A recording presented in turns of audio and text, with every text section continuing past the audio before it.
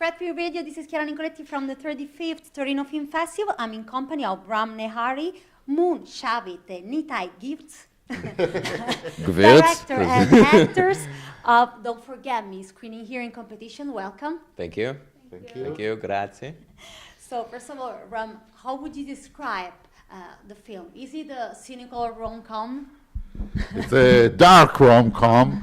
We are all in every screening. We are a bit tense to know when will be the first laugh, because some people sob and cry, but we want people to laugh a bit, a dark laugh, but to laugh, because although it's about heavy stuff, about mentally ill people and about eating disorder problem, for us it's a bit of a legend, a bit of a fairy tale, and we don't take it so seriously. Moon, how did you get on board of the project, and what did you think? I got on board, I met Ram at a acting workshop at his house. And at some point he asked us to tell a little about ourselves. He asked every student to bring something. And I brought this old menu that my husband brought me from his trip somewhere, that I just liked the painting on it. And it's like Ram felt there's something there. So he started asking more and more about me, about the connection, about the place of food in my life. And at some point, the secret came out, and I told him, yes, I used to be anorexic and not to eat for so-and-so. And felt great about and it. Yeah, and I miss it like hell. So his eyes glanced, and I just wanted to know more about it. And this is how I got in the whole process. At some point, I think he wanted to make it a little more personal. So we started meeting in a more intimate group, just me, him, and Nitai. And with time, I felt more secure to tell about the deepest thoughts that I had. It was a very interesting process to me. I felt safe. Yeah, I found the script to be very detailed, particular, full of sessions and things that sometimes we don't really tell other people. Yeah. That we think that come through whole people's mind, not only, technically the people with eating disorders or mental disorders. I read that you also wrote the script. So how did you work together on this very detailed script? Yeah, we worked together. I gave in the hours of actually writing this, but we built this project together, and we worked on a character based on his best friend. Yeah, sorry? Oh, for him. Okay, I'll tell it. This story, Moon, her story in this workshop was her story. My story was that I brought a character, actually, as my friend, and I know my friend very well, and I brought it, I guess it was not whole, but it had a lot of details, and I think Ram really liked that also, because Ram likes mentally ill. And I like details. and Ram likes details. And anyway, for the screenwriting, we started to work on the characters, to investigate them, to know them, to try to imagine things that going through their minds, to make improvisation, to imagine, to ask questions. And that's how it all evolved. And actually, when I sat down actually working on it, I wrote it through the eyes of Neil and through the brain, as much as I can imagine of the character. And also, looking at Tom inside this paper, I fell in love with the character of Tom from the character of Neil. The character of Tom is halfly based on Moon, which is my dear friend and it was not connected. I was on like I was obsessed about Tom, and I saw how Tom leads Neil and how he can fall in love with nothing and just like that. And that's how the movie, like, that's how the screenwriting went, I think. And every time we needed like something to happen, we just set the three of us, asked Moon, like, okay, so what would you do in this situation? Because that's like, yeah. Yeah, but it wasn't enough. I think that we sat down, and it took us always like good half an hour to realize what is the core of my thought. We needed like something to drive it, like something like I could have said some idea about feeling fat or something like that, but we really wanted to seek for the truth, that the mentally, because we needed like a battery to drive us all, you know, like something that is strong enough. Yeah, and also funny wise, I think that through the work we figured out that, I don't know if it was, yeah, I guess it was meant to be like that, but things became so funny, and it was really cool. Yeah, and so we kind of went with that, actually. Kind of went with like, okay, so this is fucking hardcore, but it's funny. Sorry for the F word. No. I totally agree. I have to say that I know that you know that in Italy we have this very tradition of, you know, the Scola tradition, Tre Scola tradition of mixing tragedy and comedy, because that's life. Right, so we're really connected to this way of approaching a film and life in general. So I found that the film was had a perfect rhythm, and there was, because I could laugh, but at the same time I could feel the pain inside this character. Even when, for example, I got very hit by this scene in which she understands that her friend died and she didn't know.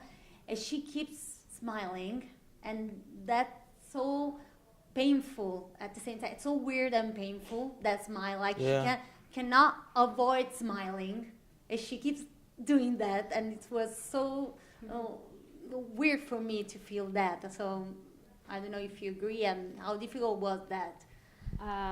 It was based on the few stories, like, to be honest. But yes, it was difficult because at the time I realized that it's weird. And the minute I understood that it's not something natural, that it's funny, that I'm laughing about it, it was hard to be in the character and to come back to the naive phase in my life where these things didn't matter, that I was just being myself, you know. How did you work on this rhythm that I was talking about? This balance? Well, we also worked together, but I kind of had it in my head, I think. And this scene specifically, I remember like I kind of knew that the what Tom would do is like hysterical. I wrote that she's laughing hysterically. She took it in another way. That's cool. but like it was so like basic to me from her character that's how she's gonna react. The pose that people put on themselves tells so much more from letting all out, because we're never totally exposed. We don't show everybody our true feelings. We have a pose, and the more you work about the pose, the more it tells how big is your problem. But I think the most difficult part in filming this was we shot in a location that is one of the hardest places in Tel Aviv, with a lot of junkies around us and inside, and Police, so this is nothing. police busts inside the scene. One time it happened actually. We shot a scene and there's like a police bus just going in. Yeah, there's a They were scene- catching like a junkie inside. No. They can because we shot a scene where she asked people to touch her tits, Yes. and then she wants money for it. And we shot in Tel Aviv, and some of the people we approached were real people, and some of them were actors. And with the actors, we made like a very violent scene when they start to hit each other, and then police came and wanted to arrest everybody. So it happened a few times. A film in a film, like Yeah. real life kicking in. Yeah. All the time with this film, all the time. Yeah. The film also makes you think about what is really normal. I mean, Yeah. can we define ourselves as normal and to create a distance from those that are defined mentally ill? I think a lot of people are afraid to be in touch with this. Everybody's crazy, Yes. but on the other hand, you can say that I worked a lot with mentally ill people. That you can differ who is functional, who is strong enough to have a normal life, and who cannot, and who is psychotic. But people are very afraid to be in touch with this part of in themselves. They're afraid of mentally ill people. It makes them think, maybe they'll find out that I'm mentally ill. I'm not like this. Maybe I'm like this. But Maybe I'm one of them. yeah, maybe I'm one of them.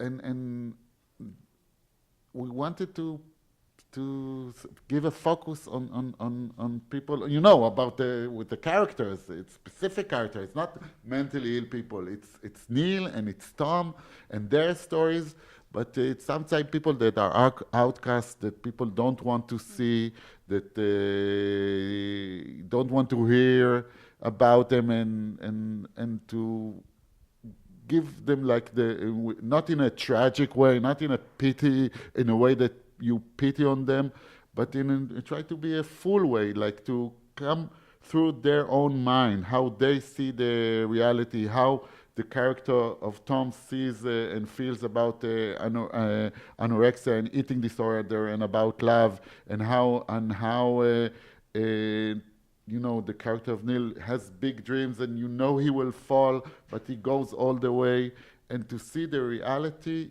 through their eyes and not through the eyes of the normal people. And when you look inside and people see through the eyes of people, everybody is crazy. Here's one last romantic question. Do you Sure. think that true love, when you find a person that accepts you for the way you are, you can actually get better? Yes. I believe that that's a question that The film leaves. no. Also, but that a mentally ill and a healthy person cannot really answer. I mean, it's like it's the same. And No, they don't solve each other problems. She, I think, feels safe with him because he doesn't see her as a body. She can be. He sees the inside of her, and he loves it, and he can feel like a man. And not like a child with her. It's not they solve the problems. The problem won't be solved, but they can lean on each other in some sort of way, Yeah. and accept each other, and so they're feel. better. They can feel. And when you feel something, I think that it can be for 5 minutes, it can be for many years. Wow, you fall in love. It's like, it's a freaking good energy. It's like Robbie Williams. I wanna feel. Yeah, Robbie Williams, he's big in Torino, isn't he? The Torino people love Robbie Williams, so that's our film. More, what do you think about that? To be honest, I think that's what happened in our real life. In my real life, I fell in love with two people who accept me the way I am, and I felt like a real connection for the first time, because I had the sick friends that I used to hang out with, but I try to avoid meeting them now when I'm healthy. And I met these two guys who allow me to be who I am, and they make fun of my craziness, and I just feel accepted. So Thank you so much, guys. It was a Thank you lovely so much. interview. It was great. Good luck for Don't Forget Me. Thank Screening you. here in competition at the 35th Torino Film Festival. And I'm Chiara Nicoletti from Fred, the Festival Insider.